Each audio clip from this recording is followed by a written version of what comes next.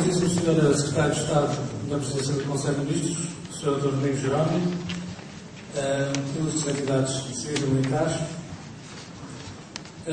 caros colegas da mesa, caros colegas e caros colegas, em nome da AECA, tenho o grande prazer de dar início aos nossos trabalhos, que se desejam profícuos, e a melhor maneira de começar será passando de imediato a palavra ao Sr. Secretário de Estado, Sr. Dr. Domingos Jerónimo. Muito obrigado, bom dia a todos. Cumpro naturalmente, antes de mais, agradecer este honroso convite de estar presente nesta sessão de abertura desta tão louvável iniciativa que hoje decorre e que é um bom exemplo, de facto, de uma parceria, ou de várias parcerias, numa área importantíssima da informação e do conhecimento ao fim. E em iniciativas desta natureza, da importância que assumem, o Governo não poderia deixar de se associar.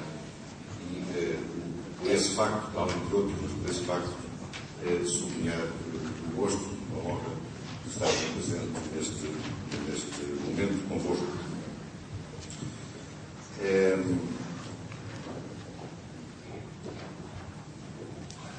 Quero dirigir-vos algumas notas de mais de reflexão, tendo presente a temática deste vosso encontro, uma vez que, conhecendo os objetivos deste Congresso e estando como estamos nesta tão propalada sociedade da informação e do conhecimento, muito gostaria de tocar convosco estas notas de reflexão e mais do que isso.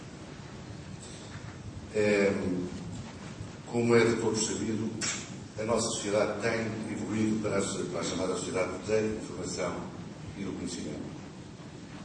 Esta evolução surge, naturalmente, como uma consequência direta de uma profunda transformação social e económica que atualmente se encontra em clara transformação. É uma transformação que, no meu entender, leva a que se torne quase impossível antever de uma forma objetiva e inequívoca, eu diria, todas as consequências da mesma. Pelo que julgo que é imprescindível construir uma visão, que seja uma visão de futuro, caracterizar as partes em evolução, antever os cenários de vida, do trabalho e da sociedade. Como é de todos sabido, a expressão sociedade da informação e do conhecimento refere-se a um modelo de desenvolvimento social e económico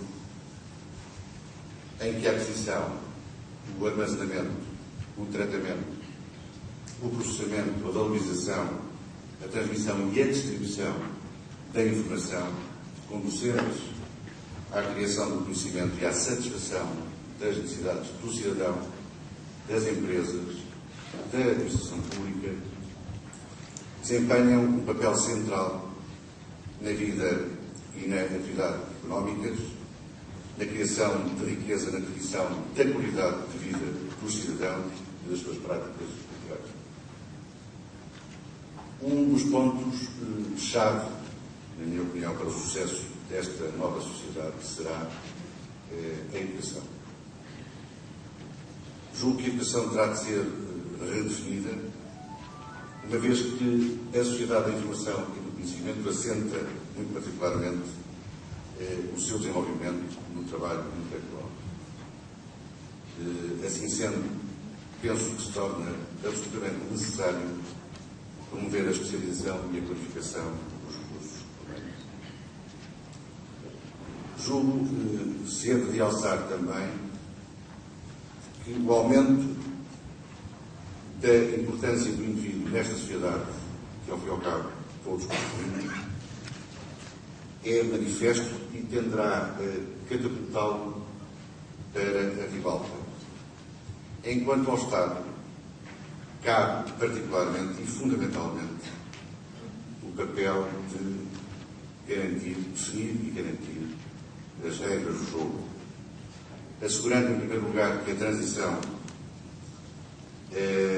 seja feita de forma gradual e sustentada, impedindo que se criem desigualdades sociais ou económicas e garantindo, desta forma, que a sociedade da informação e do conhecimento esteja ao alcance de todos. O programa do 15º Plano Constitucional considera a sociedade da informação e do conhecimento, nomeadamente os seus vetores da inovação e do conhecimento, como uma importantíssima oportunidade para alterar as relações entre os cidadãos e o Estado, para reinventar a organização do Estado, orientando para os cidadãos para o reforço da competitividade económica, com destaque no setor das tecnologias, da informação e da comunicação. Aposta ainda o Governo na indução de uma cultura empreendedora e um clima favorável à inovação na sociedade portuguesa, elementos determinantes para um novo modelo de desenvolvimento baseado no aumento da produtividade, nomeadamente. Entendo que o Governo português tem de beneficiar plena e quotidianamente de todas as vantagens que a sociedade de informação e conhecimento oferece. Aumentar a adesão, a confiança e a motivação no acesso à internet são objetivos fulcrais deste domínio. Combater a info-exclusão é uma das nossas maiores prioridades.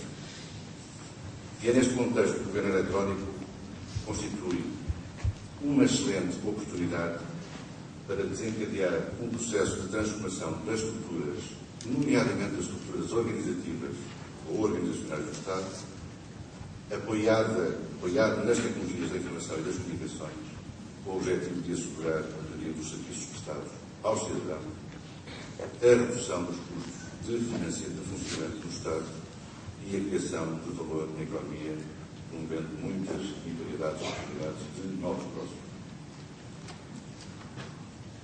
Entende o Governo que o chamado governo eletrónico deverá contribuir para alterar a percepção que os cidadãos têm de uma administração pública que naturalmente se quer moderna, inovadora e empreendedora. No domínio da inovação, pretende o Governo dinamizar todas as iniciativas e todas as infraestruturas, programas e apoios, de forma a adicionar coerência ao sistema já existente. Neste contexto, deve promover-se uma diferenciação dos instrumentos e projetos de apoio, de acordo com as empresas-alvo, através de seleção de medidas e instrumentos adequados para o suporte à inovação, nomeadamente no âmbito do quadro do setor comunitário de apoio. Adicionalmente, o Governo irá dinamizar diversos serviços e apoios através de parcerias.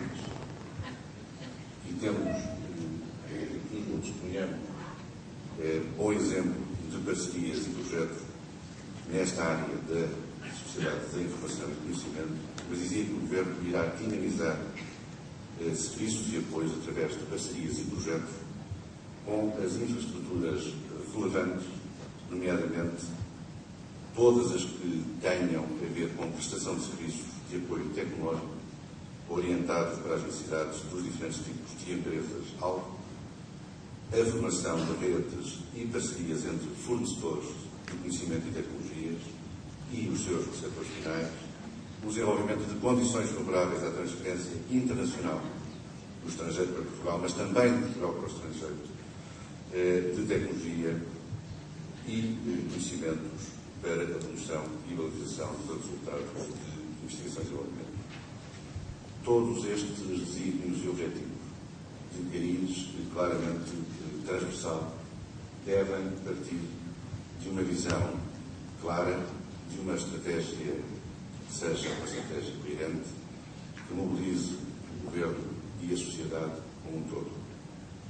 Daí a opção que o Governo tomou recentemente de criar, nesta área da sociedade, da informação e do conhecimento, a unidade de missão para a inovação e conhecimento, o UNIC, que visa fundamentalmente coordenar, articular, apoiar e promover iniciativas neste domínio da sociedade da informação e conhecimento.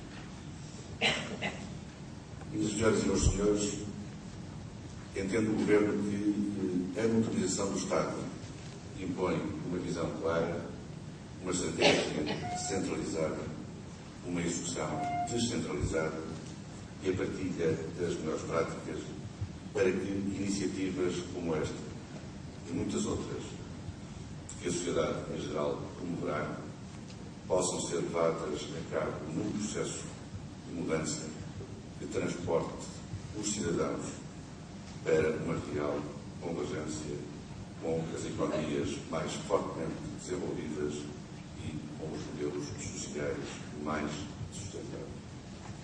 É neste domínio em que nos encontramos, com os objetivos que tracei e que o Governo assumiu desde a primeira hora para esta área global, diria assim, da sociedade da informação e do conhecimento, e para o apoio em particular de iniciativas como esta, que hoje tenho a honra de testemunhar. É neste quadro que o Governo entende assumir como um tremendo desafio este da sociedade da informação e do conhecimento, a que todos, mas todos nos obrigamos, porque é o garante de um futuro que também a todos será naturalmente.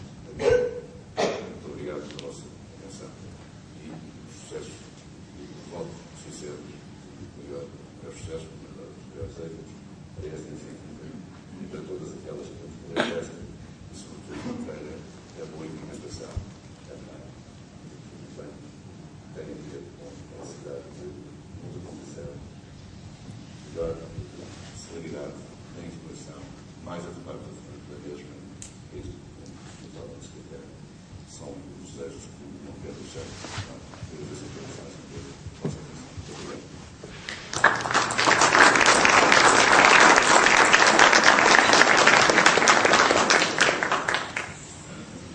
Em nome da organização, eu queria agradecer a presença e as palavras de Vossas Excelências, Sr. Secretário de Estado, que muito nos honra e enriquece com a sua presença este evento, pela riqueza e pelo conteúdo que tem em relação à estratégia que a este setor diz respeito.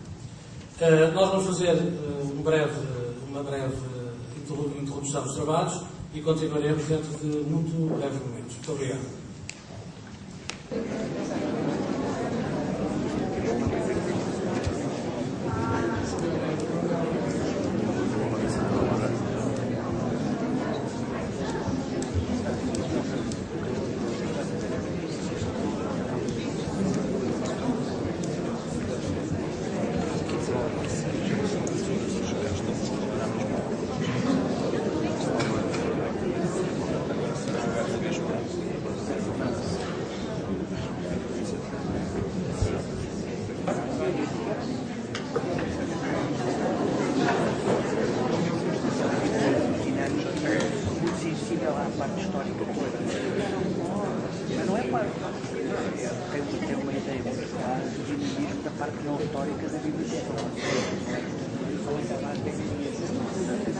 Ora, dando início aos nossos trabalhos, eu, em nome da organização, fazia o convite ao Sr. Tenente-Coronel Aniceto Afonso para nos apresentar o Sr. António Ventura. Muito bom dia, muito obrigado.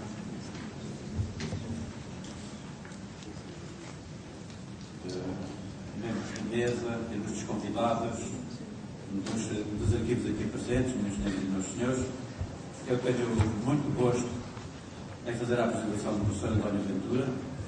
O professor António Ventura nasceu em Porto Alegre em 1953, era licenciado em História mestre em História Contemporânea, doutora em Letras, História Contemporânea pela Universidade de Lisboa, professor associado à Congregação do Departamento de História da Faculdade de Letras de Lisboa, professor coordenador da Escola Superior de Tecnologia e Gestão do Instituto Politécnico de Porto Alegre, é membro do Conselho do Departamento de Língua e Cultura Portuguesa da Faculdade de Letras de Lisboa, diretor do Centro de Estudos José Régio e do Seu Bertim, diretor da Cidade da Revista Cultural de Porto Alegre, diretor da Revista da Faculdade de Letras de Lisboa, subdiretor da Revista Clio, do Centro de História da Universidade de Lisboa, participou em congressos científicos em Espanha, França, Itália, Suíça, Estados Unidos da América, Canadá, Macau, China e Rússia. Desde conferências participou em cursos nas Universidades de Toronto e de York, Extremadura, Complutense de Madrid e Córdoba, Brown e Dartmouth, Lomonosov, Pisa, Geneve. Da sua bibliografia, devo destacar O Imaginário Ceareiro, ilustradores e ilustrações da revista Seara Nova, publicada em 1990, José Régio Correspondência, em 94, António Sérgio e José Régio, Um Convívio Episcopal, em 94, A Guerra de 1801, também em 94, Entre a República e a Crescia, O Pensamento e a Ação de Emílio Costa, ainda em 94, O Combate de Flor da Rosa, em 96, José Federico Laranjo, em 97, A Carbonária em Portugal, em 99, O Marquês de Santiria nas Guerras Liberais, em 2000, Anarquistas, Republicanos e Socialistas, As Convergências Possíveis, em 2000, José Régio e a Política, também em 2000, Memórias da Resistência, Literatura Autobiográfica da Resistência ao Estado Novo, em 2001, O Centro de Campo Maior, em 1801, e tem colaboração em numerosas publicações periódicas, com realce para o Filósofo de Letras, a Revista de História das Ideias, a Revista da Faculdade de Letras, a Revista da Biblioteca Nacional, a Revista de Estudos Extremenhos, a História e Lusitânia Sacra. E também, para não consta aqui, no Boletim do Arquivo Histórico Militar. O professor António Ventura acedeu a participar nesta jornada como investigador e assíduo leitor dos arquivos. Ele sabe como é importante chegar com facilidade à documentação, enquanto é decisivo para a investigação, para o estudo e para a reflexão sobre a sociedade, a história e o progresso. A sua bibliografia e a sua dedicação ao estudo da história portuguesa falam por si. Somos amigos de longa data e apraz-me muito apresentá-lo nestas jornadas. Com a autorização da mesa, julgo que posso passar-lhe a palavra. Muito obrigado, excelentíssimos membros da mesa, minhas senhoras e meus senhores. Foi com muito gosto que aceitei o convite para participar nesta jornada, essencialmente por duas razões. A primeira foi ter sido feita por um velho amigo, antigo colega e companheiro de diversos projetos, o Tenente Coronel Aniceto Afonso, ilustre diretor do Arquivo Histórico Militar. Como ressaltou das palavras que ele proferiu, foi a sua amizade e só isso que o levou a formular este convite, que nada teve a ver com outras competências ou especiais habilitações. A segunda razão prende-se com a minha condição de historiador, de investigador, isto é, de frequentador mais ou menos insistente, desde os tempos da juventude, daqueles locais a que chamamos arquivos.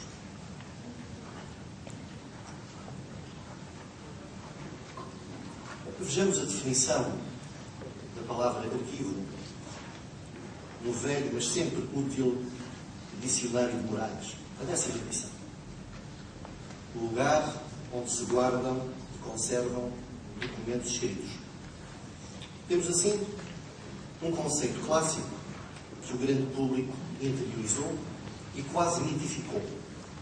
Um arquivo seria um lugar soturno, as paredes revestidas de estantes, caixas repletas de documentos, livros, tudo bem alinhado, convenientemente coberto de pó, ciosamente resguardados da curiosidade dos profanos por alguns diligentes funcionários, quase todos com uma idade respeitável, que olhavam com desconfiança para os atrevidos que ousavam, que desaforo, perturbar o lento torpor dos dias passados, a investigar por conta própria, a tributar ou a catalogar, lenta e diligentemente, aqueles acertos infindáveis. Trabalho para várias gerações, bem entendido. Um arquivo que se prezasse exibiria como uma condecoração o facto de possuir imensos documentos, importantíssimos documentos, decisivos para a revisão da nossa história, mas que, infelizmente, não podiam ser consultados porque careciam do tratamento apropriado. O arquivo tinha, obrigatoriamente, em grande parte dos seus acertos, a implacável e fatal sentença em organização, aguardando catalogação. Creio que tudo isto fazia parte de uma mística própria dos arquivos, que eu comecei a frequentar há uns bons 30 anos. Recordo-me, estou a rever-me, bem jovem, a enfrentar o olhar carregado de censura de alguns dirigentes conservadores, no sentido exato da palavra, que quase se sentiam ofendidos pela incursão que o neófito pretendia fazer na sua coitada ciosamente guardada. Um dia, um desses ornamentos ilustres da burocracia nacional até me chegou a perguntar, certamente indignado pela minha juventude: o que é que você já fez pela pátria? Eu estive na Grande Guerra. Bem, pedi desculpa por não ter nascido a tempo de participar naquele conflito, mas escapou completamente ao meu controle. Este quadro que tracei, algo caricatural, era válido, infelizmente, até há alguns anos atrás. Mas a verdade é que num mundo cada vez maior de arquivos, tudo mudou e de forma radical. O desenvolvimento do ensino superior, com o aparecimento das universidades privadas, dos politécnicos, as pós-graduações, mestrados, doutoramentos, cursos de especialização, mobilizam um número cada vez maior de interessados que necessitam de investigar, de frequentar os locais onde se guardam as fontes necessárias para a elaboração de trabalhos e de dissertações. Uma nova dinâmica se impôs naqueles arquivos públicos, tradicionalmente conhecidos e frequentados, mas também noutros, que cada vez mais foram adquirindo um dinamismo até então desconhecido. Refiro-me aos arquivos municipais. Os arquivos municipais, que estiveram abandonados durante tanto tempo, foram dilapidados ao longo dos séculos, por incúria, por malfeitoria ou pelos azares da fortuna. Só muito recentemente passaram a figurar entre as prioridades de muitas autarquias. Ultrapassadas que foram as necessidades básicas das populações, pelo menos em muitos concelhos, os autarcas têm vindo a centrar a sua atenção noutros planos igualmente fundamentais, relacionados com a cultura e, neste caso, com a valorização da memória coletiva que lhes cabe preservar. Os arquivos municipais são insubstituíveis pela sua proximidade em relação às comunidades locais e possuem uma dignidade semelhante à de qualquer outro grande arquivo nacional. O aumento do número de utilizadores dos arquivos impôs necessariamente uma situação dramaticamente nova, carecendo de novas soluções e de respostas mais céleres. Havia que organizar os fundos, catalogá-los, disponibilizá-los para consulta e para reprodução. A modorra que tradicionalmente impregnava os ambientes arquivísticos teria que ser sacudida, era incompatível com os novos tempos. Mas outros problemas surgiam. Para além dos documentos propriamente ditos, conteúdo tradicional dos arquivos, havia que considerar outros materiais diferentes, com suportes e linguagens próprias, que necessitavam de um tratamento específico. As fontes cartográficas e iconográficas tradicionais, desenhos, gravuras, às quais se juntaram as mais recentes, isto é, datadas dos finais do século XIX, como a fotografia, o bilhete postal e o cartaz. Logo, os desafios surgiam quanto à sua conservação, disponibilização e reprodução. Depois, os audiovisuais, desde o filme aos registros áudio de todo o tipo, a informatização, os registros multimédia e a internet. Um arquivo histórico, e só me refiro a este tipo de arquivos, que são aqueles que prioritariamente me interessam. Um arquivo histórico nos nossos dias pode e deve aproveitar toda uma panóplia de recursos que as novas tecnologias colocam ao seu dispor. A microfilmagem de espécimes, que se revelou fundamental para preservar os originais, deu lugar à digitalização, que abre novas perspectivas aos investigadores. Um historiador dá um valor muito especial ao documento. Reconheço até que um original possui uma espécie de magia que uma reprodução nunca terá. Há muitos anos, recordo um investigador estrangeiro que me dizia, entre o maravilhado e o admirado, que só em Portugal podia consultar documentos originais, ter a possibilidade de tocar em pergaminhos medievais, acariciar as mesmas páginas que um poeta, um guerreiro ou um santo também tiveram entre as mãos e nelas deixaram a sua marca. Parece que através desse contacto físico podemos comunicar com a figura que estudamos. É uma espécie de fetichismo compreensível, mas que resulta negativo. A manipulação desses materiais acaba por deteriorá-los. E isto não sucede apenas com os documentos, mas também, de uma forma mais dramática ainda, com alguns materiais impressos, em especial os jornais. Basta verificarmos o que sucedeu com as coleções de publicações periódicas da Biblioteca Nacional para comprovarmos o grau de destruição que as afetou, por vezes de forma irreparável. Jornais, exemplares únicos, foram consultados ao longo de décadas, manuseados, rasgados, alguns inadvertidamente, mas outros criminosamente recortados por bárbaros travestidos de investigadores.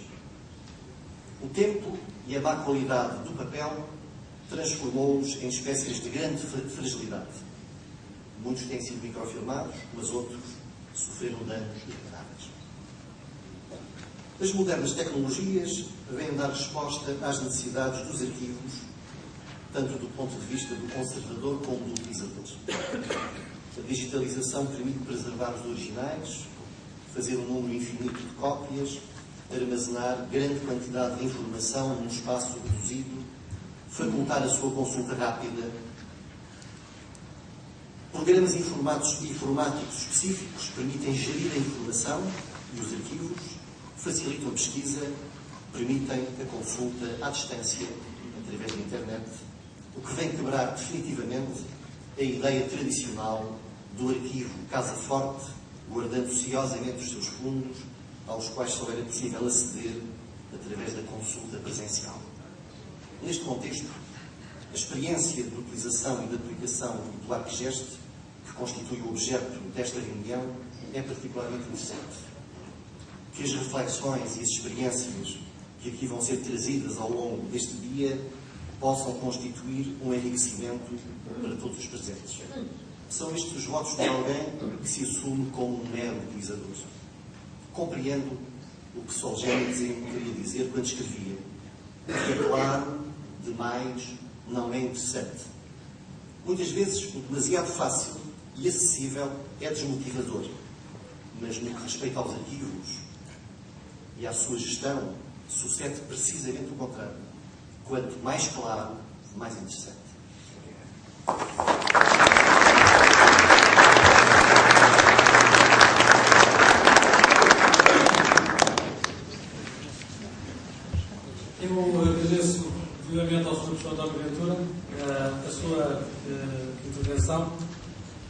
que constitui para nós, obviamente, um motivo de reflexão.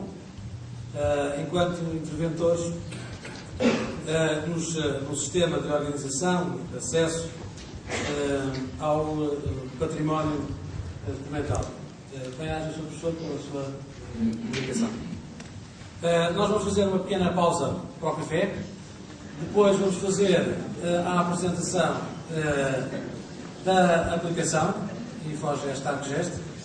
Iremos continuar com a comunicação da Sra. Doutora Ana Gaspar, a representação do Arquivo Contemporâneo do Ministério das Finanças e do Sr. Dr. Nuno Neto Monteiro, diretor do Arquivo Municipal de Palmela. Temos então 15 minutos para trocar algumas ideias para a pequena pausa. Muito obrigado.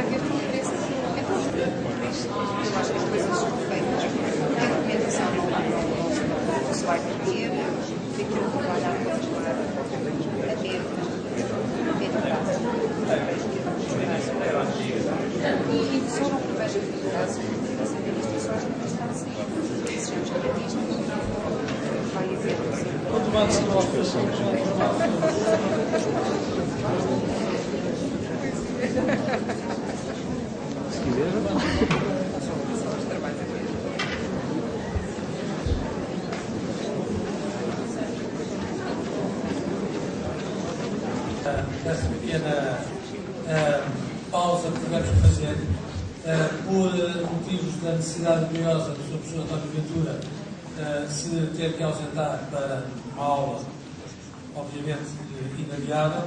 E, portanto, vamos continuar com a apresentação da aplicação do InfoGest ArcGest pelo Sr. José Vitor Afonso, seguido da comunicação da Sra. Doutora Ana Gaspar. Depois iremos então fazer um coffee break com todas as, as honras por parte da organização e continuaremos com as comunicações seguintes. Eu pedi então ao Sr. Engenheiro Vitor Afonso que procedesse à apresentação da aplicação com as desculpas da mesa de pedirmos para a assistência para podermos usufruir da sua na sua apresentação. Muito obrigado.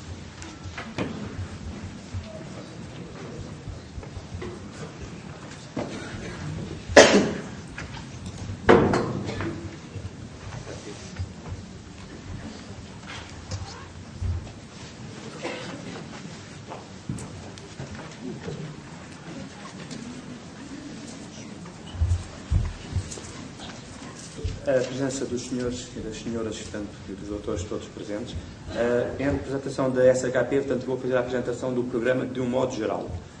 Cada um depois dos arquivos irá especificar algumas características particulares.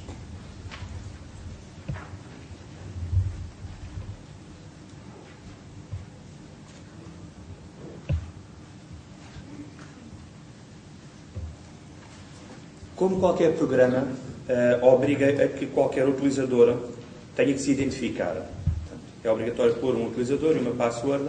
A partir daqui aparecem normalmente as opções do programa. Perdão. O programa é constituído por estes 6 módulos.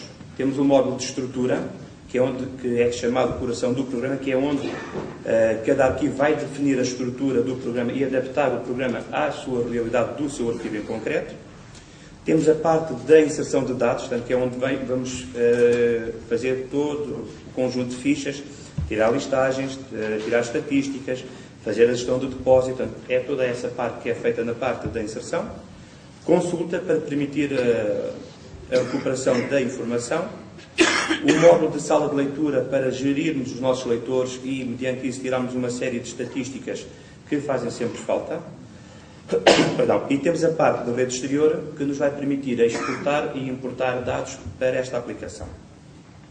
Entrando no módulo da inserção, vamos aqui à parte da ficha e mostrar como é que é possível fazer fichas.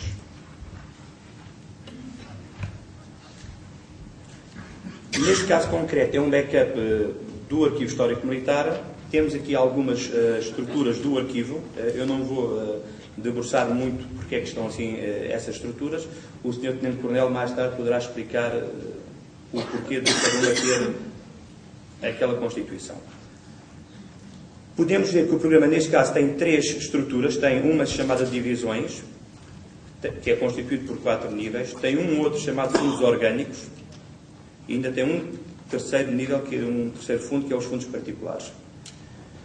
Ele automaticamente mostra-me para o nível do fundo quais são as cotas disponíveis. Portanto, neste caso, eu vou selecionar o fundo 14.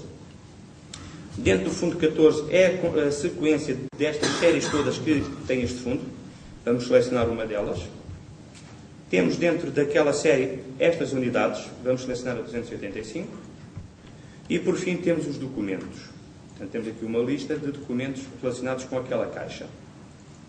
Nesta altura, vamos mostrar a ficha. A ficha tem logo do lado esquerdo uma árvore, que, para quem conhece bem, é os campos da ISADA. Portanto, estão aqui todos os campos da ISADA, incluindo o controle arquivístico, que foi aquela nova área, aquela nova zona que foi posta em Sevilha. E o utilizador, nesta altura, tem logo a noção de que todos estes campos que têm um visto verde são campos que já têm informação. Todos os outros que estão em branco são campos que não têm informação preenchida. Estes campos desta primeira zona, que estão com fundo branco, em relação a outras zonas que têm fundo cinzento, significa que são campos que foram definidos como de preenchimento obrigatório. Quando nós formos à parte da estrutura, vamos ver que toda esta parte é parametrizável pelo utilizador. O utilizador pode mudar normalmente, tanto navegando de zona em zona. Isto são as zonas todas da ISADA. É uma cópia, sendo as ISADs. Até à parte do controle arquivístico. Depois foi criada uma nova zona, que é a zona das palavras-chave, que é a zona da indexação. O programa tem uma zona de indexação que são pontos de acesso que eu vou ter para mais tarde poder recuperar esta informação. O programa é constituído, ele tem 3 maneiras de nós podermos recuperar a informação. Uma é por palavras-chave, outra é uma árvore e uma terceira maneira é por texto livre. Qualquer ficha pode ter um conjunto ilimitado de palavras-chave. Neste caso concreto, foram atribuídos estes 4. Temos aqui em baixo um botão de chamado palavra, que o que vai buscar é todo o conteúdo que foi escrito ao longo daqueles campos, aparece cá em baixo, porque geralmente as palavras-chave são expressões que já foram previamente escritas. Para não ser necessário ao utilizador estar a escrever de novo, porque poderia também aumentar a possibilidade de erro, ele tem cá em baixo tudo o que foi escrito e poderia perfeitamente criar uma nova palavra-chave e poderia normalmente adicionar a palavra-chave àquele conjunto. Perdão. Temos depois cá em baixo um botão de reservado.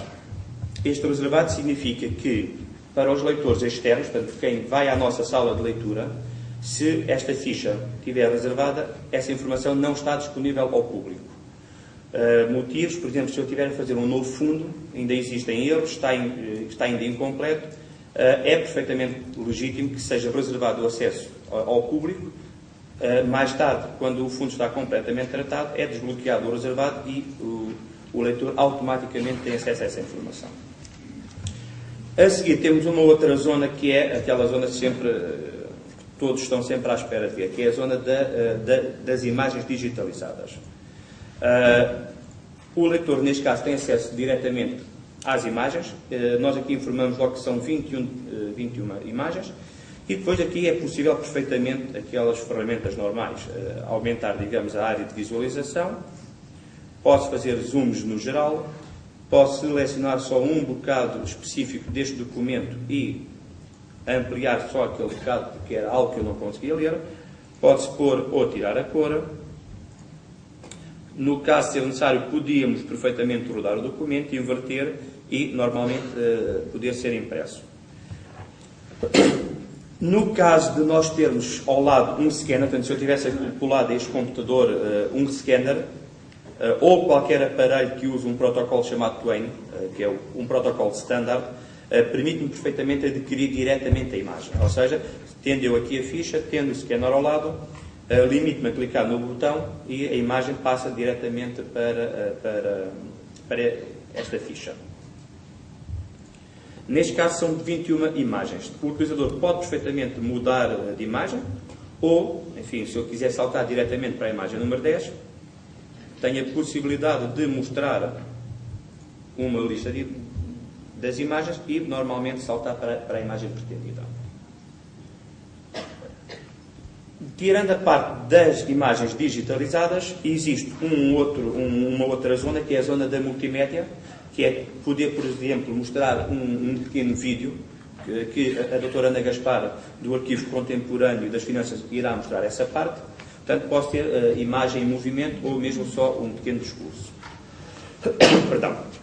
Temos ainda uma terceira zona, que é a zona que foi atribuído o nome de anexos, que é aquela zona em que outro tipo de suporte que eu queira usar, por exemplo, se eu tiver um documento em Excel com um gráfico e queira incluir, posso perfeitamente anexar, digamos, esse documento, bem como, por exemplo, um link para uma determinada página da internet. Portanto, esse tipo de suporte ficará na parte dos anexos. A nível da ficha, portanto, a ficha é constituída pelos campos, neste caso da ISAD, ou outros que nós mais tarde criamos. Temos depois uma zona de palavras-chave, que é os tais pontos de acesso. Temos uma zona de digitalização, uma zona de multimédia e uma zona de anexos. Voltando ao princípio, temos agora algumas particularidades quanto o utilizador está a fazer uma determinada ficha. Primeira situação, eu tenho aqui o texto escrito e é normal que queira verificar a ortografia. Com o botão do lado direito, tenho perfeitamente um botão que me diz ortografia nos menus, que o que me vai verificar é, neste texto, o que é possíveis erros. Podem não ser erros, como é lógico. O programa vai inicialmente com um dicionário com coisa de 100 mil palavras e, normalmente, os doutores podem adicionar, remover, e fazer a gestão desse dicionário. Ele aqui selecionou a palavra mistos porque, como não estava adicionada, ele considerou como sendo um possível erro. Neste caso, o utilizador pode ou adicionar ou verificar a hipótese que ele dava. Não tem nada a ver, isso é algo que acontece normalmente. Se eu estiver num determinado campo e quiser ampliar, digamos, a zona da escrita, tenho perfeitamente cá em baixo um botão de maximizar, que o que me faz é amplia-me, digamos, a zona do texto. Esta parte é muito útil porque há determinados campos que têm muita informação e, como é de fácil visualização, a janela é relativamente pequena, então temos essa possibilidade de aumentar ou diminuir.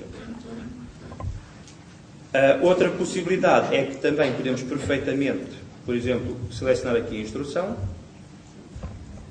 fazer um copiar, vir cá para baixo, outro campo e, se eu tivesse copiado, e fazer depois o colar. Portanto, posso usar perfeitamente o copy e o paste, portanto, essas ferramentas. O que permite-me, por exemplo, partindo do princípio que muita da informação já está em documentos do Word, eu posso abrir um documento do Word, selecionar os pecados que me interessam e copiar diretamente, não é necessário escrever. Eu posso alternar, digamos, entre as duas aplicações, copio o pecado, vou para o campo que quero e faço depois o colar dessa informação. Sobre a parte das fichas, basicamente temos isto. Devem ter reparado que todos os campos têm aqui um quadradinho. A finalidade deste quadro é que, se eu marcar, por exemplo, aqui nas dimensões, o que o programa vai fazer é, quando eu fizer uma nova ficha, todos os campos que estejam marcados com este visto, para a nova ficha a informação é copiada automaticamente. Isto torna-se muito útil porque quem está a fazer as fichas, há muita informação que é repetida. São as datas, portanto, quando estou a fazer uma série de documentos, há muita informação que é repetida. Uma delas, por exemplo, é nesta última parte do controle arquivístico, porque é sempre a nota do arquivista, as regras e a data de descrição. Eu escrevo a primeira vez, marco esses campos, quando fizer uma nova ficha, e vamos simular isso, o que estiver marcado é copiado para o novo registro. Reparem que eu marquei as dimensões, quando fizer um novo, vou selecionar uma cota completamente nova, que é o 99, não existe cá, faço a pesquisa e cá está, todos os campos estão em branco, com exceção do que estava marcado. Se eu agora tentasse gravar normalmente esta ficha, ele não me permite, porque, como eu vos tinha dito há bocado, todos os campos que estão com fundo branco são de preenchimento obrigatório. Eu vou gravar por qualquer informação, nesta altura já posso perfeitamente gravar esta ficha.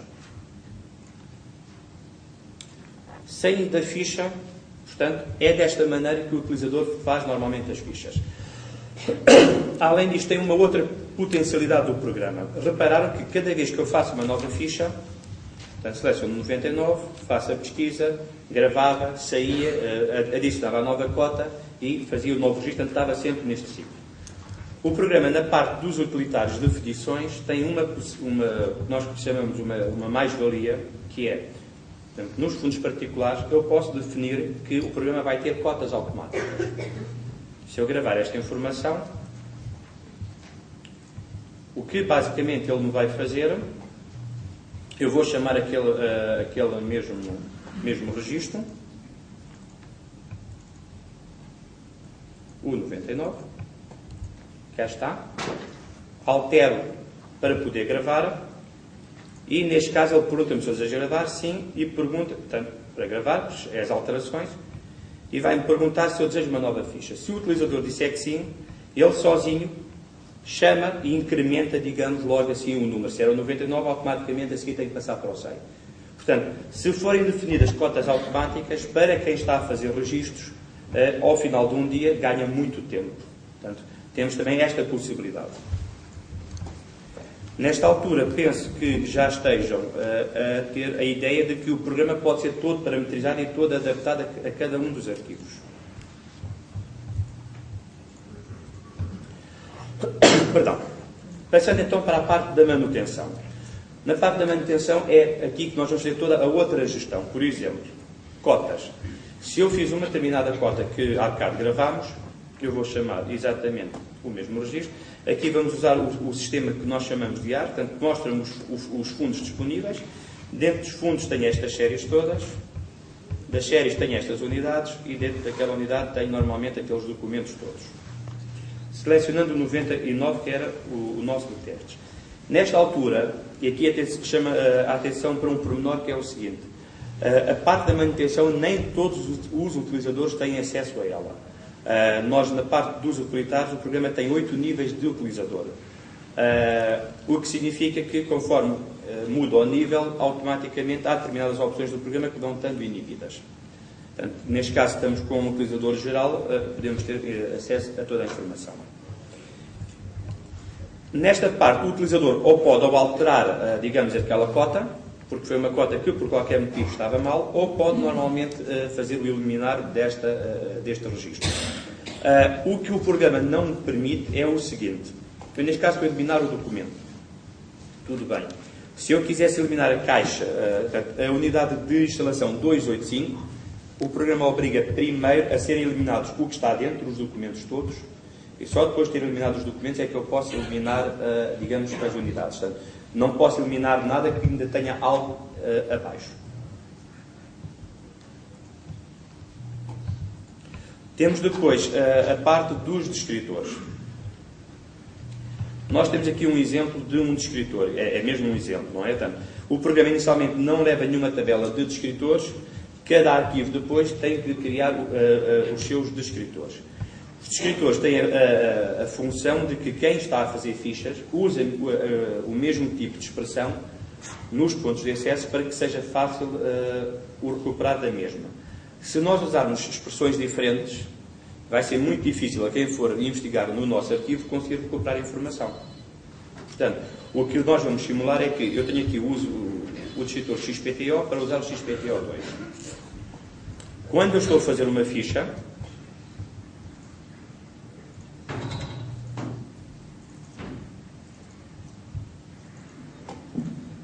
e vou saltar diretamente para a parte das palavras-chave, porque é aqui que se usa. Se o utilizador quiser escrever o termo de acesso XPTO, deve primeiro clicar no botão de grafia. O que o programa lhe vai verificar é o que é que existe, automaticamente diz-me cá, em baixo, XPTO, use XPTO2, e tem cá em baixo a possibilidade de ser definido algum texto auxiliar para algum esclarecimento de outras dúvidas. Portanto, neste caso, o utilizador não devia usar o termo XPTO, mas sim XPTO2. Aqui ele limitava-se a carregar neste botão e, quando eu saísse, já cá tinha a palavra XPTO2 para ser adicionado e não o XPTO. Isto vai me servir para que determinados termos sejam escritos exatamente da mesma maneira e não termos similares. Temos depois a parte das palavras-chave. Eu vou mostrar muito por cima, porque a doutora Ana Gaspar irá falar um bocadinho mais sobre a parte das palavras-chave, mas basicamente das palavras-chave temos a possibilidade de criar, digamos, tipos de palavras-chave, por exemplo, geográficos, onomásticos, portanto, criar vários tipos de palavras-chave, para que quando um determinado utilizador for ao nosso arquivo, ele pede só as palavras-chave cronológicas, só aparecem essas, seleciona a que pretende, depois pede as geográficas, vem só a geográfica e vai criando a sua condição de pesquisa num leque muito mais reduzido de palavras. Mas esta parte é completamente facultativa. O programa tem depois o que foi denominado como sendo uma tabela. A tabela, basicamente, e vamos chegar rapidamente a essa conclusão, é um bocado baseado na parte do acesso. Ou seja, eu tenho uma árvore, vou selecionando o ramo que eu pretendo, quero ver aquela unidade, clico no botão de pesquisa e aparecem-me aquelas famosas colunas do Access. Isto permite-me que, de uma maneira muito rápida, uma vez que eu tenho aqui todos os campos, tenho aqui toda a informação, é muito fácil fazer qualquer tipo de correção. É mais fácil fazer pela tabela do que estar a chamar registro a registro pelo outro lado. Portanto, se eu quiser aqui clicar, clicava, tinha acesso à informação, podia perfeitamente gravar o que eu quisesse e fazer logo a correção.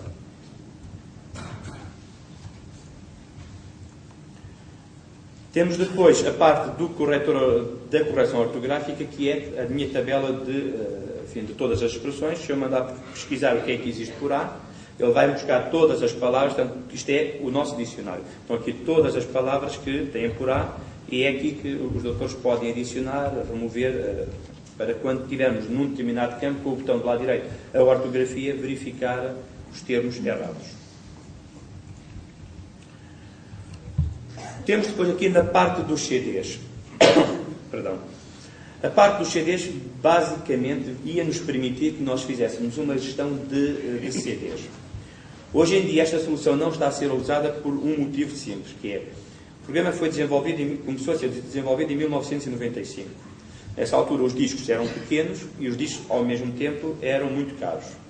Hoje em dia, os discos são grandes e extremamente baratos. Ou seja, todos os arquivos estão a optar por ter as imagens diretamente online. De antes, quando não era possível essa solução, era aqui que nós fazíamos a gestão dos CDs para quando um determinado leitor quisesse ver determinado registro, determinada imagem digitalizada, fazia a aquisição daquele CD. O programa diria automaticamente que era o CD número tal. Desse CD podia haver várias cópias para vários utilizadores poderem ver ao mesmo tempo. Hoje em dia, nenhum dos nossos clientes está a usar a parte dos CDs porque tem tudo sempre online. Temos depois a parte de imagens de multimédia anexos. Eu esta parte vou só dar uma breve explicação, porque a doutora Ana Gaspar irá depois fazer como é que é feito o adicionar do anexo, mas qual é a vantagem de manutenção de imagens. Nós há bocado vimos que se eu tiver um scanner ou uma câmara digital ou outro suporte qualquer, eu posso diretamente adquirir a imagem. Mas há muitos arquivos que não têm nem scanners, nem estão interessados em ter esse tipo de serviço, e então entregam a firmas terceiras para fazerem a digitalização. As imagens são devolvidas e depois temos que adicionar essas imagens ao respectivo registro. Portanto, é nesta parte das imagens que nós iríamos associar essas imagens digitalizadas ao determinado registro. A filosofia é a mesma, eu não vou mostrar porque depois a doutora Ana Gaspar vai fazer relação ao anexo e vão perfeitamente perceber como é que funciona. Listagens também não posso falar, porque a doutora Ana Gaspar também vai pertencer à apresentação, então irá mostrar como é que cada utilizador pode fazer a criação de listagens. Mas é uma maneira muito fácil de se fazer. Para manter a tradição, não será a doutora Ana Gaspar, mas será o Sr. Tenente Coronel que vai mostrar como é que é feita toda a gestão do depósito. Eles vão buscar a informação, é da mesma maneira. A única diferença que acontece é que neste módulo interno, mesmo o que está reservado aparece sempre. No módulo dos leitores externos, é que o que estiver reservado, essa informação não irá aparecer. Mas o aspecto é exatamente a mesma. A elaboração de listagens, depois, tanto, nós temos duas partes de listagem. Uma é, digamos, na manutenção, a criação do layout, selecionar que tipo de campos é que vão aparecer, e depois, nas listagens, é mesmo a execução das listagens. Estatísticas, eu vou poder mostrar. Temos direito a ver estatísticas. Temos a parte de estatísticas de fichas, ou seja, temos sempre um gráfico a indicar quantas fichas temos nesta base de dados, em relação a este organismo, ao teste, quantas estão, diz cá em baixo que são 2 registros, de um total de 3.784. Se eu for aos fundos particulares, já são 112 registros, está cá em baixo, do mesmo total. Se eu for aos meus fundos orgânicos, já são 2.144. Portanto, de uma maneira rápida, o responsável, ou quem tiver acesso à estatística, consegue ter uma noção de como é que estamos a nível de conteúdos. É indicado cá em baixo que os fundos orgânicos é constituído por 2 fundos, é constituído por 77 séries, tem tantas unidades de instalação e tem tantos documentos. Portanto, de uma maneira rápida, nós conseguimos ter essa informação. Temos depois estatística de tempos. É sempre algo muito grave. Na parte da estatística de tempos, selecionando aqui várias opções, por anos, por meses, e em relação a abril, pronto, claro que isto é uma demonstração. Eu sabia que os meus colaboradores, no mês de abril, tinham feito 4 fichas novas, tinham sido alteradas 2, tinham sido usados 42 segundos para fazer as novas fichas e 15 segundos para fazer alterações. Tirando o pormenor de que isto tem várias utilidades, uma que eu chamo sempre a atenção é que, se o diretor verificar mensalmente que no mês fizeram muitas fichas, mas que no mês seguinte alteraram muitas, o diretor tem logo a percepção de que quem está a fazer as fichas não está a fazê-las bem, porque senão no mês seguinte não tinham de estar a corrigir todas. Portanto, além de outro tipo de informação, também serve para verificar se o circuito interno, que quem está a fazer a documentação, está bem ou mal definido. O ideal é que sejam feitas muitas sistematicamente e que sistematicamente sejam poucas corrigidas. Claro que há sempre uma outra que será corrigida. É perfeitamente possível sempre imprimir estes gráficos. Ou seja, para relatórios de final de ano, que são necessários determinada estatística, o programa já vai poder dar esta informação. Temos a estatística de imagens. É a mesma questão. Isto foi um extra que mais tarde foi adicionado. O programa, ao longo dos anos, com a colaboração de alguns dos nossos arquivos, temos vindo a melhorar cada vez mais o programa. Inicialmente, nós não contabilizávamos o tempo que era usado pela digitalização. Agora passámos a usar, porque chegou-se rapidamente à conclusão, se eu tiver uma pessoa só a fazer digitalização, eu não consigo saber qual o tempo que ele usou, quantas imagens foram digitalizadas. E assim já temos essa informação. Depois é a outra parte, que é a nível das nossas consultas, que é muito útil. Por exemplo, para eu saber no meu arquivo geral quais as fichas mais consultadas.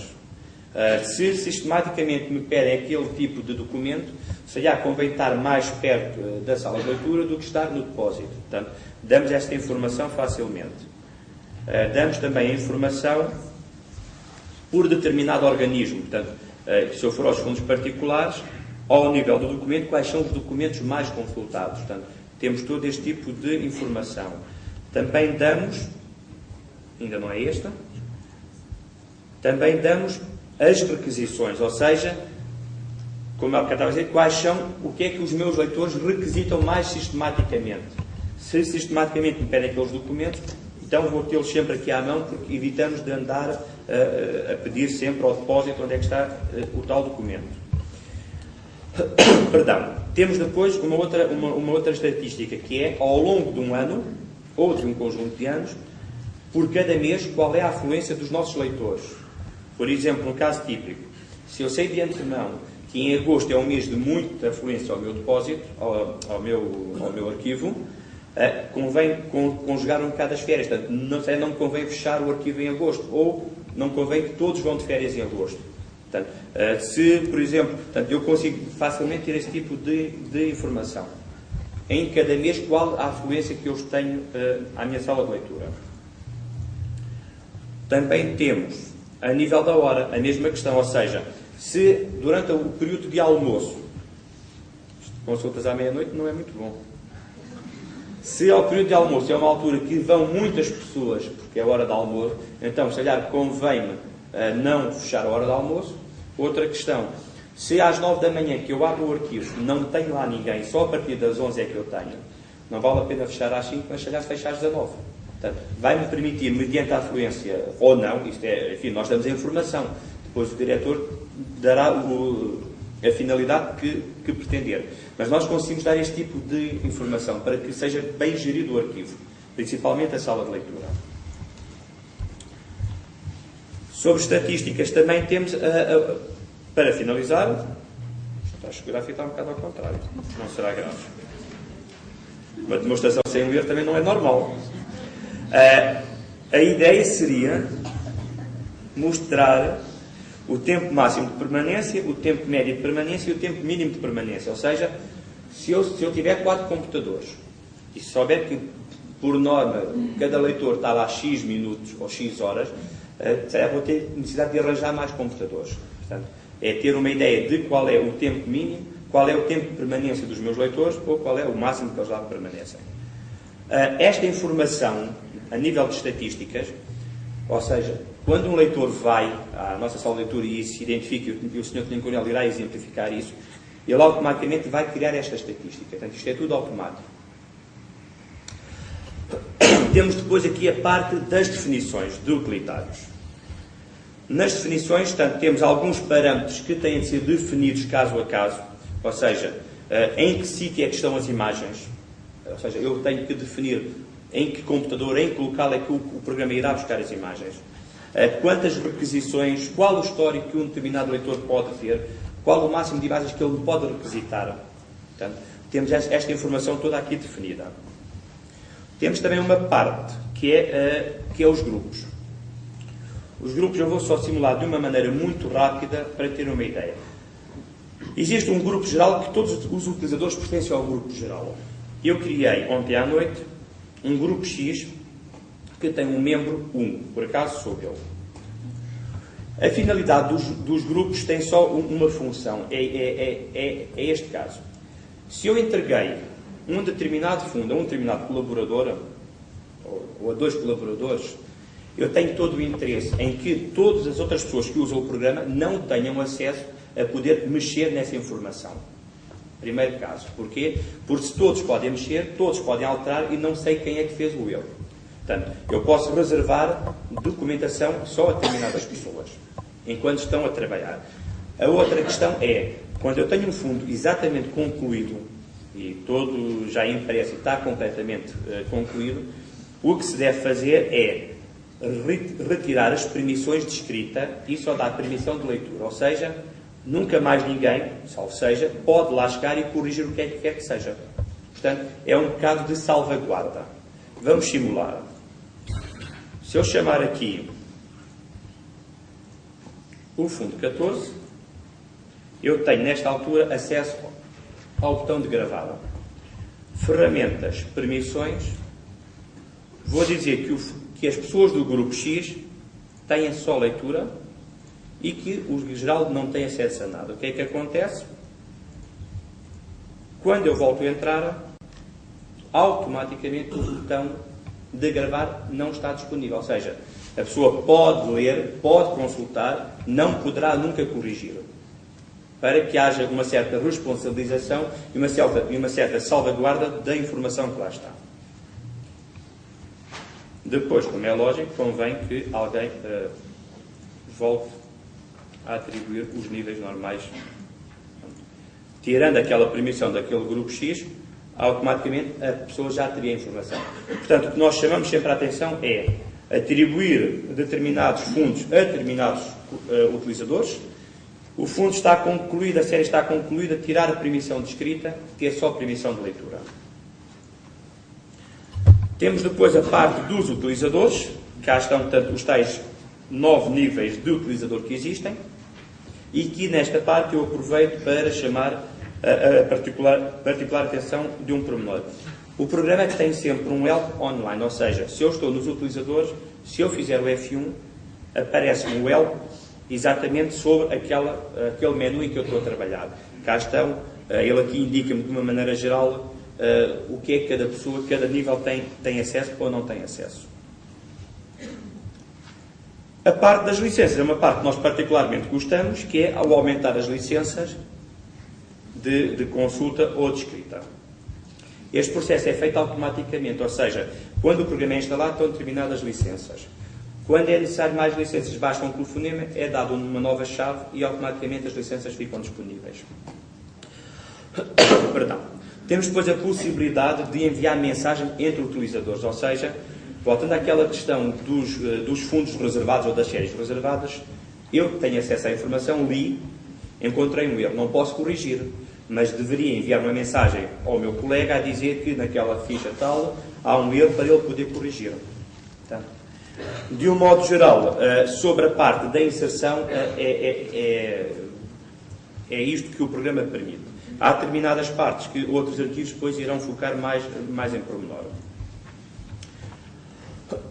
Depois aqui, vou saltar diretamente para a rede exterior, porque a consulta e a sala de leitura irá ser explicado mais tarde. E na rede exterior o que é que nós temos? Vai-me ser permitido exportar ou importar dados de outras aplicações, ou, por exemplo, de um caso concreto de um ficheiro em Access. Simulando, na prática é que nós vemos.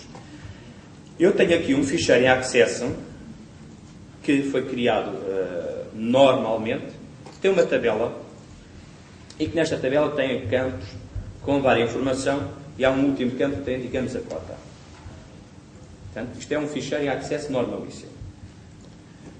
O que nós agora vamos fazer foi criado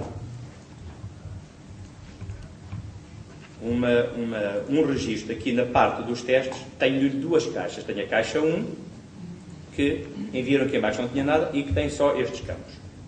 Reparem que os campos são campo 1, 2, 3, 4, 5, 6 e que do outro lado tínhamos mais informação. Na rede exterior, ficheiro importação, eu vou selecionar a base de dados pretendida. Ele vai-me perguntar para onde é que eu quero fazer esta importação. Vai ser para aquele meu ramo específico teste. Que nível é que eu estou a importar? Se são unidades de instalação, se são documentos. Neste caso são documentos. Para qual? Se é para a caixa 1, se para a caixa 2 são as cotas que lá estavam. Vamos para a caixa 1. E agora o que o utilizador tem que fazer é, na base de dados em Access eu tenho estes campos, na minha base de dados do programa tenho estes campos. E o utilizador tem que dizer, por exemplo, que o campo A é o campo 1, o campo B é para o 3, o campo C é para o 4 e o campo D será para o campo 6. Portanto, ele só tem que fazer a ligação dos campos do Access para os campos que já existem, faz o botão seguinte, define qual é o campo que vai ter a cota, convém, marco aquele e fez a importação. Chama particular a atenção que é assim, às vezes isto é um bocado lento, porque o computador tem de fazer ao mesmo tempo, mas é um portátil, ele é bom, mas não é tão bom como tudo isso, e ao mesmo tempo tem que ter também um motor de SQL, portanto às vezes as coisas são um bocadinho mais lentas. Se eu voltar agora à inserção, onde há bocado no teste só tinha a caixa 1 sem nada, já cá estão os outros 5 registros, chamar o número 1, cá estão a informação a ser importada de uma maneira muito rápida. Portanto, nós neste caso fizemos uma importação, permite também fazer a exportação, nós neste caso concreto exportamos para Access. Portanto, consideramos o Access como sendo um meio de exportação standard e que me permite fazer a importação ou a exportação. Nesta altura eu vou só mostrar mais um pequeno pormenor que há bocado eu me esqueci, que é quando eu tenho aqui, por exemplo, vou selecionar agora o 10, quando eu tenho este registro, provavelmente muitos dos doutores perguntaram o que é o 14, o que é o 1285, o que é que isto significa. Nós temos sempre acesso ao classificador, ou seja, em qualquer parte que eu esteja, ele abre um classificador e vai-me mostrar o classificador do meu arquivo. E eu sei que o que está azul é o registro que eu tenho ativo, sei que isto é da unidade de instalação 285, que pertence à série 1, que é Estudos, Estádios e Cursos, que é do arquivo particular do Sr. Soares Gilhão, que é dos fundos particulares. Portanto, quem andar um bocadinho perdido tem sempre acesso ao classificador, é para o F3 e sabemos sempre localizar-nos.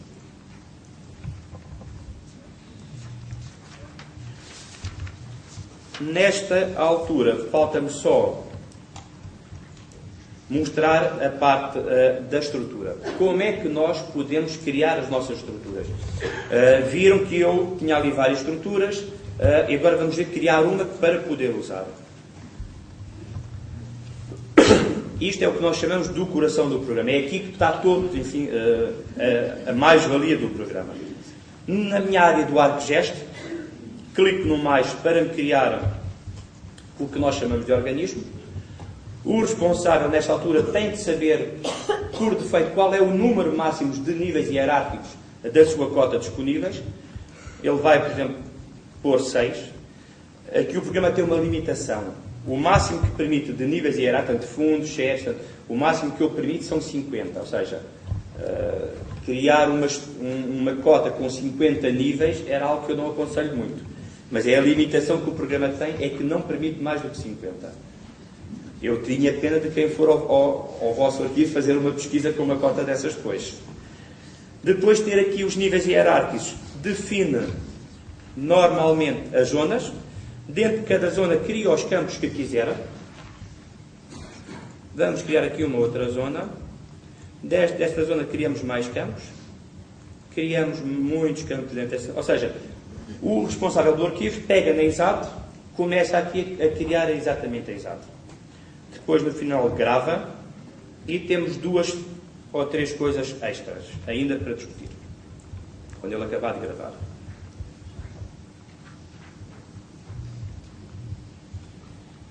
convinha que depois, com o F2, todos os nomes fossem corrigidos e fossem dados os nomes corretos. O que é permitido depois ainda fazer a nível do programa?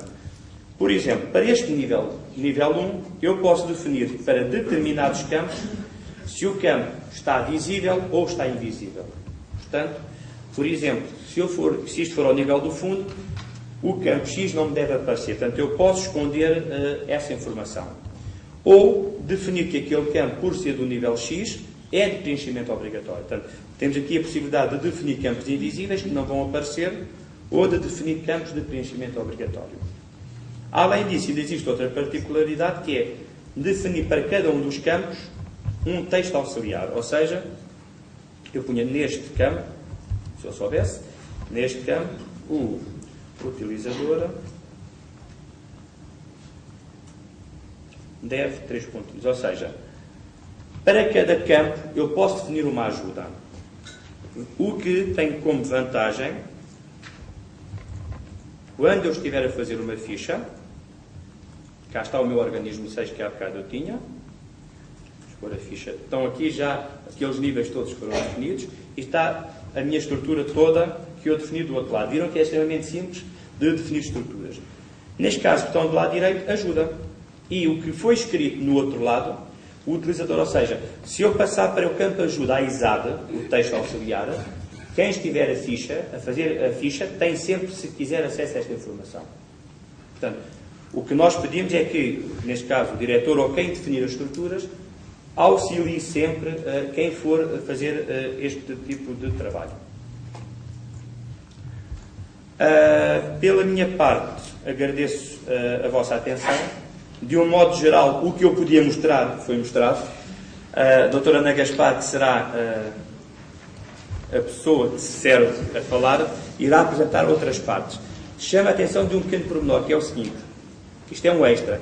Esta versão que nós vimos aqui é a versão atual. Vai sair em julho, uma nova versão, que da parte da tarde vamos ver um bocadinho algumas das melhorias e o que é que foi adicionado de novo ao programa, está bem? Doutora Ana Gaspar.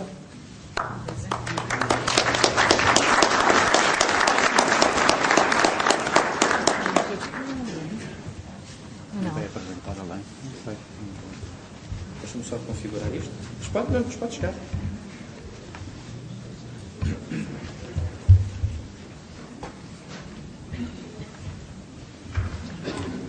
Estou só a definir onde é que a doutora tem as imagens.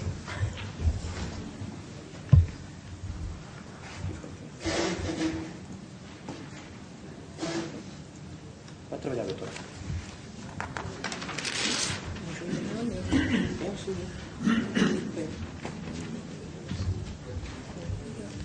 Mas pode ser totalmente se quiser. Pode ser mesmo.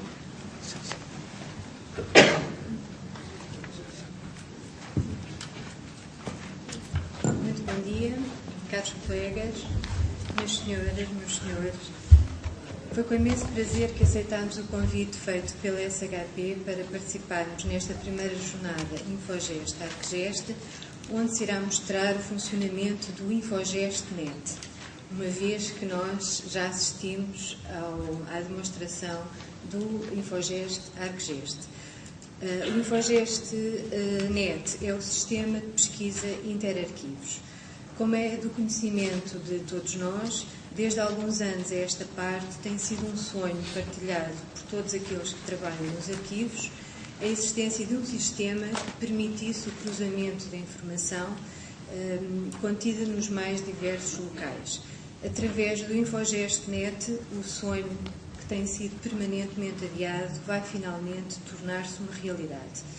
E porque nós partilhamos deste sonho, não podíamos deixar de aceder ao convite amável que a SHP nos fez e tentar contribuir com a nossa experiência para a divulgação deste projeto.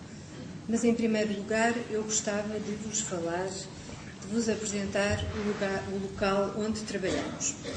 O Arquivo Contemporâneo do Ministério das Finanças é, de todos os organismos aqui presentes, o mais novo. Ele foi criado em novembro de 1998, funcionando sob a dependência dos Serviços de Documentação e Informação da Secretaria-Geral do Ministério das Finanças. A sua existência foi o reflexo do que se entendeu ser, na época, a melhor estratégia para a preservação e a divulgação da documentação administrativa dos organismos governamentais, isto é, a responsabilização das instituições produtoras pela custódia e pelo tratamento da sua própria documentação, ao invés daquilo que acontecia até então, que era a integração das massas documentais nos arquivos nacionais, que cada vez tinham maiores dificuldades em satisfazer as suas necessidades.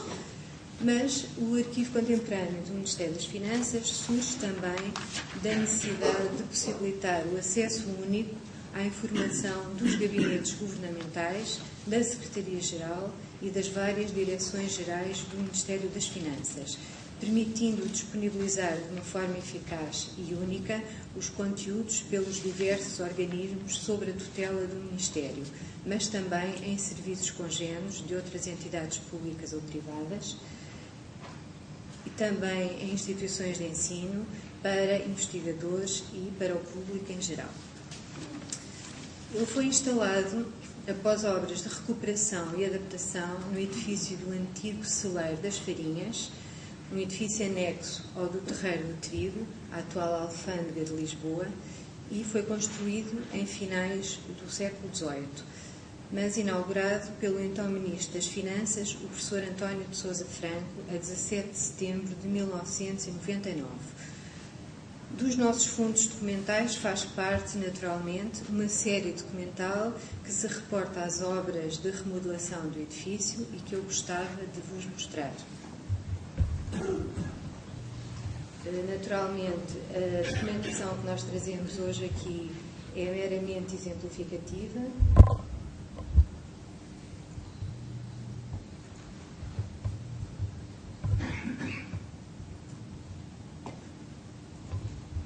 Portanto, nada disto neste momento vos é estranho.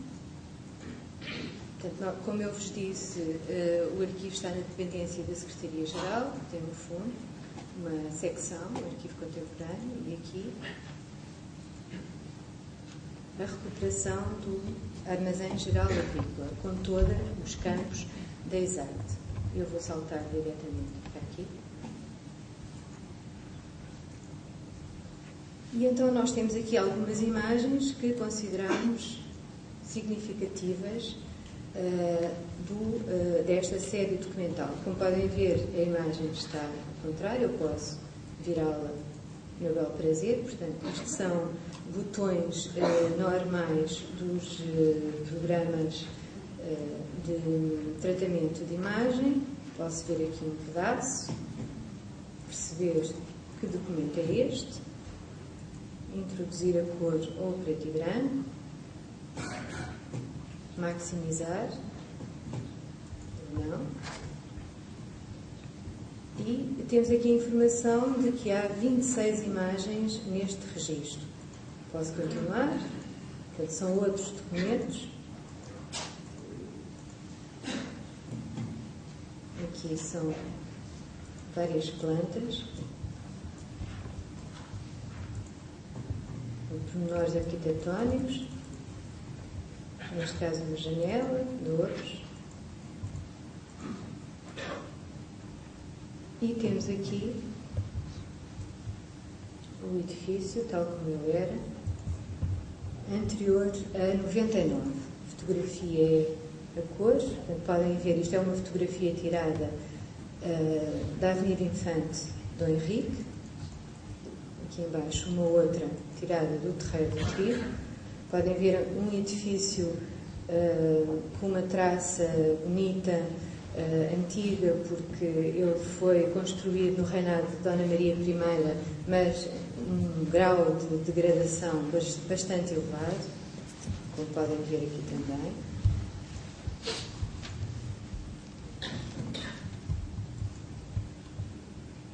São outros pormenores. Portanto, o edifício estava mesmo a precisar de obras e de utilização para um fim mais escondido. Portanto, é o interior do edifício. Aqui temos as colunas marianas com arcos que foram integralmente respeitados. Aqui podem ver as traves de madeira, que estavam em mau estado, mas na recuperação do edifício foi mantida a mesma estrutura, mas agora com madeira nova. Continuamos.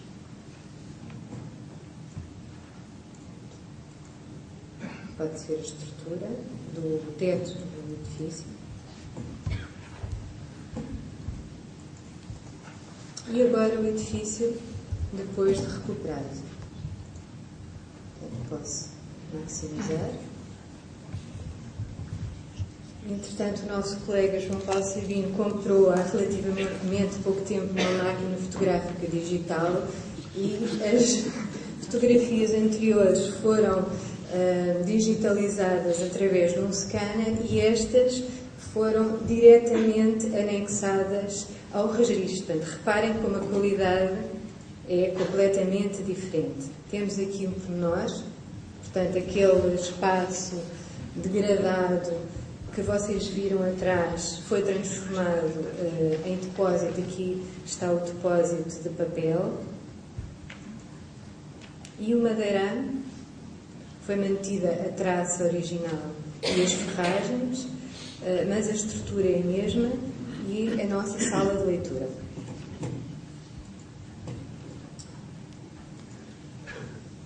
E agora gostava de vos mostrar, portanto, o multimédia, o filme que retrata as obras. Portanto, isto é um excerto, porque a nossa intervenção não pode durar muito tempo, portanto, são alguns minutos.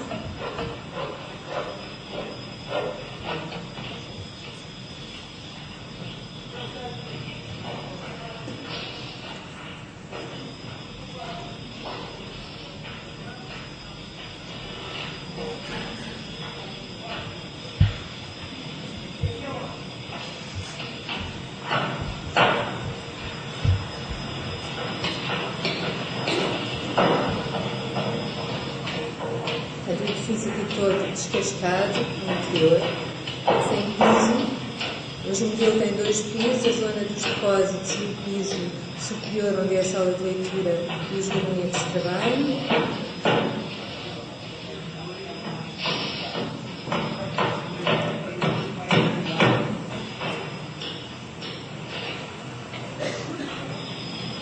Aqui já um bocado no chão do primeiro piso.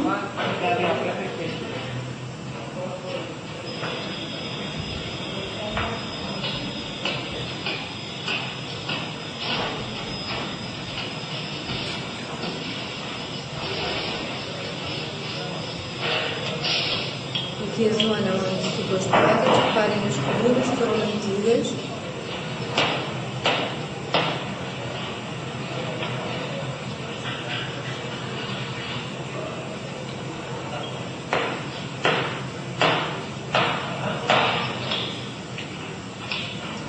Aqui as caixas de ar ao longo de todo o depósito para manter a temperatura e a umidade em valores convenientes para a conservação da documentação. Aqui nesta zona que hoje em dia são os depósitos.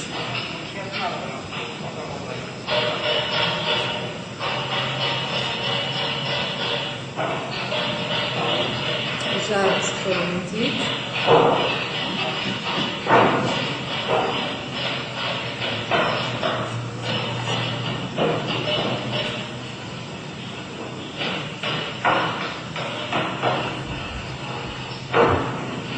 Além daquilo que aqui se mostra, o arquivo dispõe também de depósito para microfilme viscoóptico e de instalações para microfilmagem e digitalização.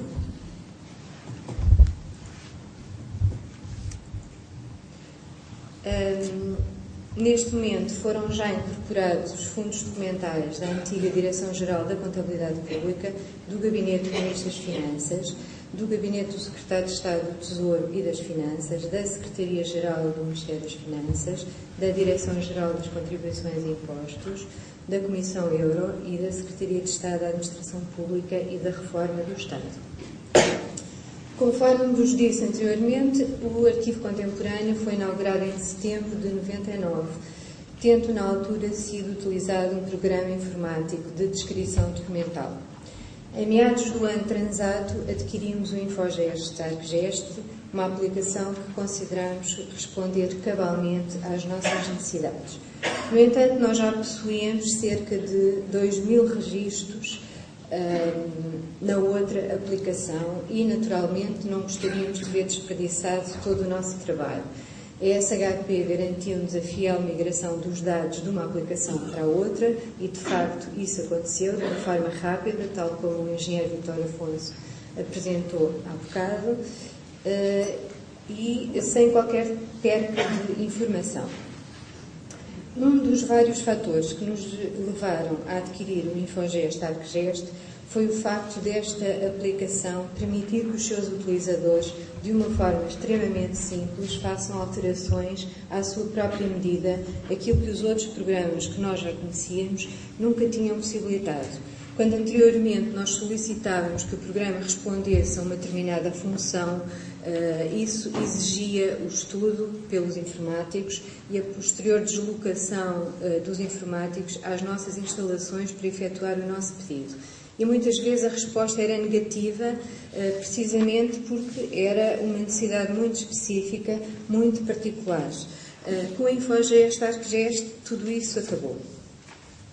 A SHP sempre respondeu de uma forma positiva às nossas sugestões e, hoje em dia, aquele programa que vocês viram resulta das necessidades dos diversos arquivos que aderiram a esta aplicação. Por isso, também nos sentimos hoje na obrigação de vir até aqui mostrar a todos vocês aquilo que também é um bocadinho um produto nosso e que nós continuamente devemos evoluir.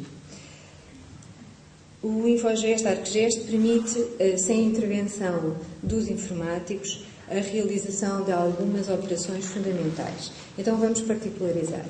Muitas vezes as nossas chefias perguntam-nos sobre um fundo que ainda estamos a tratar, qual é o documento mais antigo e o mais recente.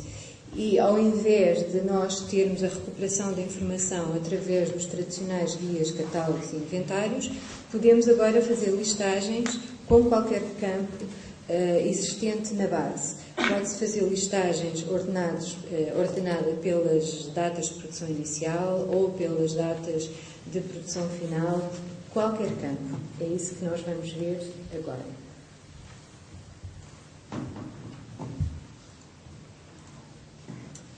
Portanto, temos aqui o catálogo temático e eu vou criar uma listagem com o título, a data de produção inicial, a data de produção final, por exemplo. E vou dizer que quer que a ordenação seja pela data de produção inicial.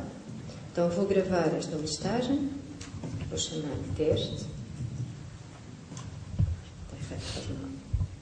Ok.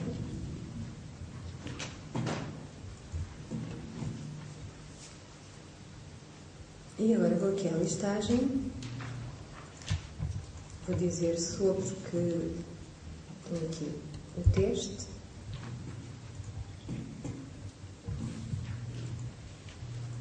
vou procurar o meu fundo, pode ser este que nós vimos aqui, e posso fazer a listagem ao nível dos vários níveis que compõem este fundo. Como nós neste momento temos pouca documentação, eu vou clicar em todos, mas podia selecionar só um ou os níveis que eu quisesse. Então vou fazer a minha pesquisa. Tenho duas hipóteses, que é a exportação para um ficheiro de texto, isto é, se eu quiser imprimir a minha listagem e melhorá-la do ponto de vista gráfico, posso exportá-la e depois trabalhá-la graficamente. Mas posso imprimi-la diretamente, isto é, ter um preview para eu saber a pergunta que eu fiz, que foi fazer uma listagem indicando qual é a data de produção inicial.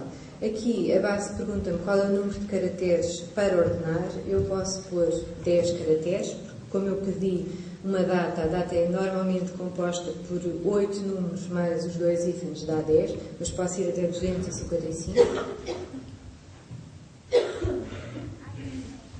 E tenho aqui, é só uma página, e o primeiro documento é o empréstimo à Câmara Municipal de Palmela em 1945, a 16 de março de 1945.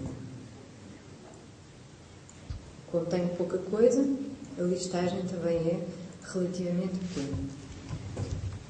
Mas posso fazer uma listagem com qualquer outro campo.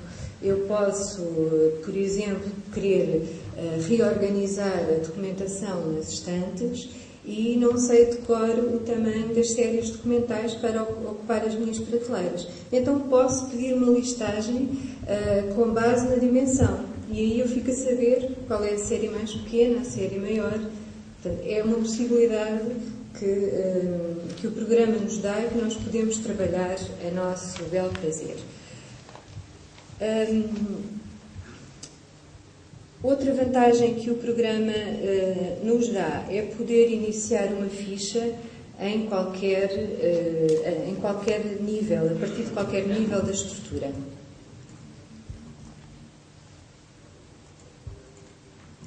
Nós vimos aqui há bocado a Secretaria-Geral, que tem uma secção que é o Arquivo Contemporâneo, mas eu agora vou saltar e vou aqui para estes processos. Portanto, como vocês podem ver, aqui assim a série 001 fica diretamente pendurada do fundo que é a Secretaria-Geral. Eu, em qualquer altura, posso chegar ali àquele nível da secção que não foi preenchido e preenchê-lo sem qualquer desarrumo da informação.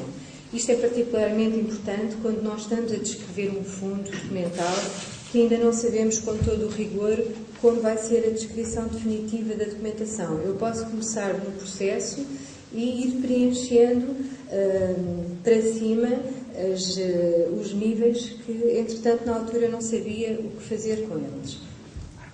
Há bocadinho eu esqueci-me de uma coisa que o engenheiro Vítor Afonso anunciou que eu ia dizer, que é mostrar como é que se anexa. Foi? Pois não.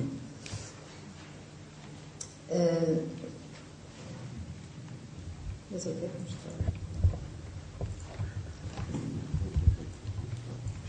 Portanto, vamos voltar à ficha referente às obras do edifício.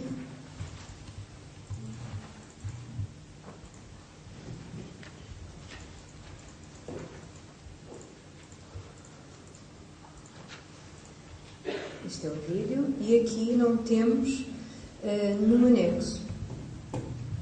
E nós vamos agora anexar nesta zona, na zona onde se pode anexar CDs, imagens, multimédia e anexos. Nós temos um pequeno texto que explica a origem do edifício, a altura em que ele foi construído, foi nos finais do século XVIII. Eu vou localizar o sítio, portanto é aqui que eu quero anexar o meu documento. E agora vou procurá-lo, está aqui, e já tenho aqui o meu anexo na ficha.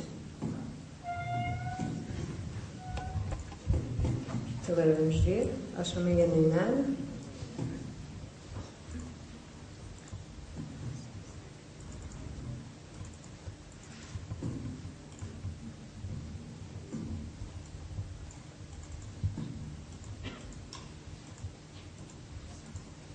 Exatamente, cá está o documento do Word. Portanto, qualquer documento que seja legível por um computador, pode ser do Word, pode ser em Excel. Se nós tivéssemos o gráfico do custo das obras, poderíamos colocar aqui. Então temos aqui um documento do Word que obviamente só está para leitura, para que as pessoas não o possam alterar, e aqui temos a história daquele imóvel que vocês viram atrás.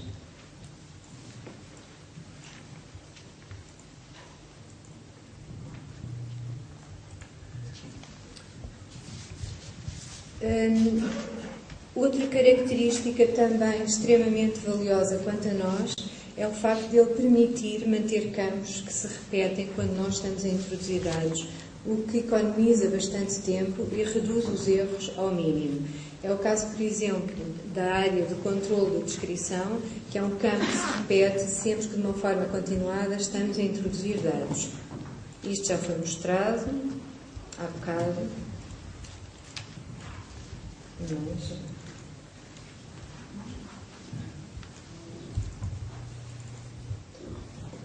Esta documentação diz respeito aos empréstimos que a Câmara Municipal de Palmela fazia, como vocês sabem, até ao 25 de Abril, todas as câmaras municipais, quando precisavam de contrair empréstimos, deviam pedir autorização ao Ministério das Finanças para o fazer. E aqui nós temos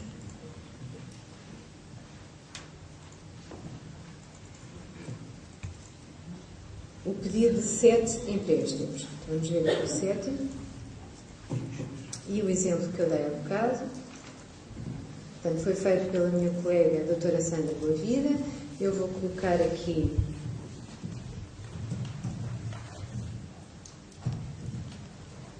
os campos que quero que o programa repita, porque normalmente esta é uma área que, sempre que se está a preencher fichas, é continuamente mantida. Eu ofereço informação. Agora vou pedir uma nova ficha. Vou aqui criar mais um empréstimo.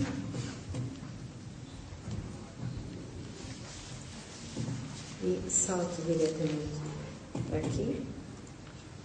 E, neste momento, temos uma ficha já com estes elementos, sem termos que voltar a fazer erros. Neste caso eu fiz aqui um, mas faz com que os erros sejam mínimos. Uma outra mais-valia do ArcGest são as palavras-chave.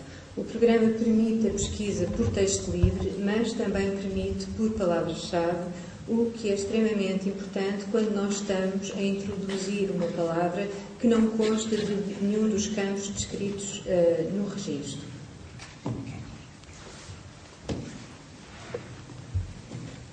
Vamos agora aqui mudar de fundo.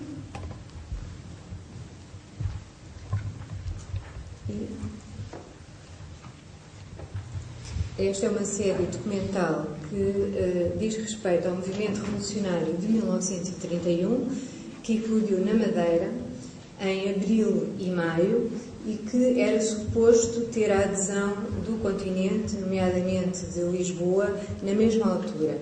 Simplesmente Lisboa aderiu uns meses depois, só em agosto. E esta série é composta por 2 subséries.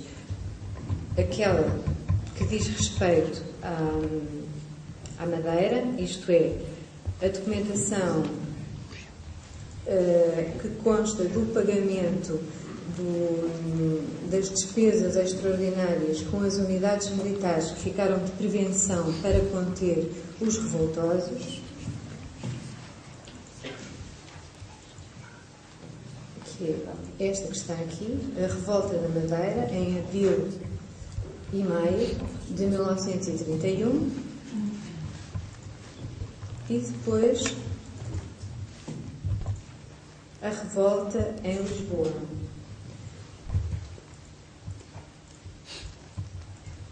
Então, se por acaso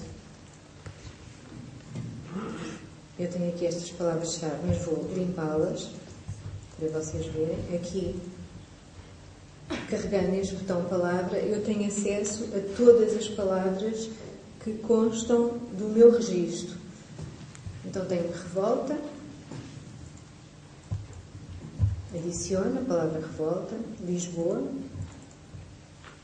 adiciono a palavra Lisboa, posso adicionar aqui o nome de um indivíduo,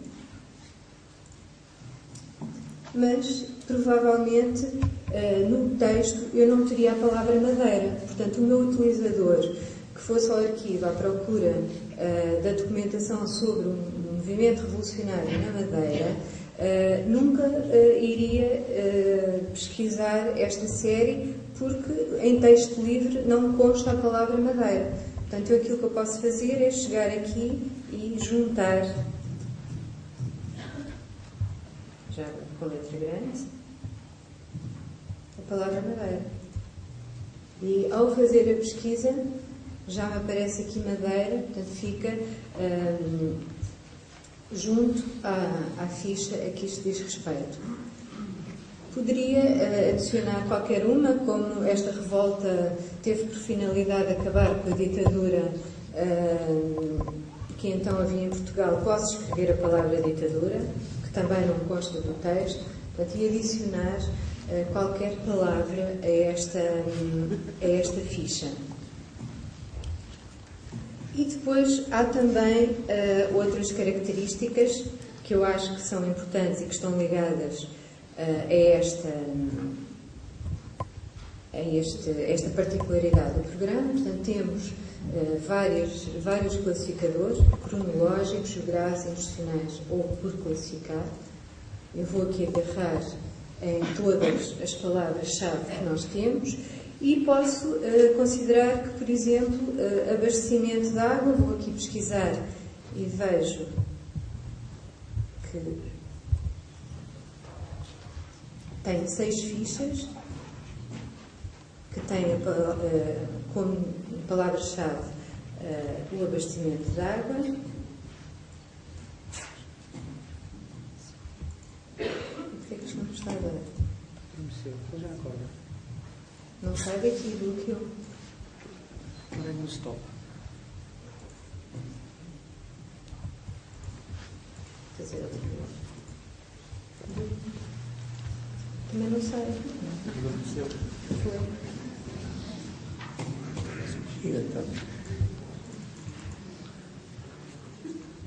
Eu vou aqui às palavras-chave. Vou chamar todas as palavras. Gosta da mesma. Não gosta de água. Não gosta de água. Foi em 1931. Temos aqui a referência das fichas, dos registros que existem e que se escolheu a palavra 1931 com palavras-chave. Temos aqui a revolta da Madeira, a revolta em Lisboa. Vamos sair daqui. E eu agora vou alterar 1931 para 2031. Portanto, temos 3 fichas, como vocês viram. Eu digo sim. E, automaticamente, uma palavra que nós achamos que estava incorreta mudou de 1931 para 2031. Faço a pesquisa e tenho as tais 3 fichas. E reparem, são as 3 fichas de há bocado. Não deu, foi com a água. Paciência. Há outros exemplos práticos que nós poderíamos dar sobre a operacionalidade do Infogest ArcGest, mas os nossos colegas vão com certeza encarregar-se desta tarefa. E por isso terminamos aqui a nossa intervenção, esperando ter suscitado o vosso interesse para as potencialidades da aplicação e convidando-vos todos vós a visitar o Arquivo Contemporâneo do Ministério das Finanças, onde poderão aceder a muita outra documentação para lá daquela que nós hoje aqui trouxemos e que é meramente exemplificativa. E muito obrigada pela vossa presença e pela vossa atenção.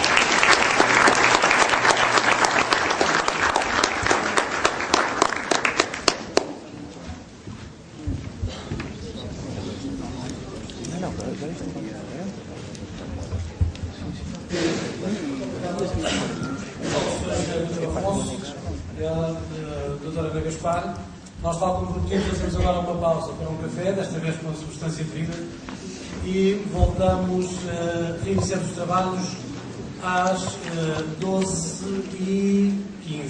12h20, desculpa.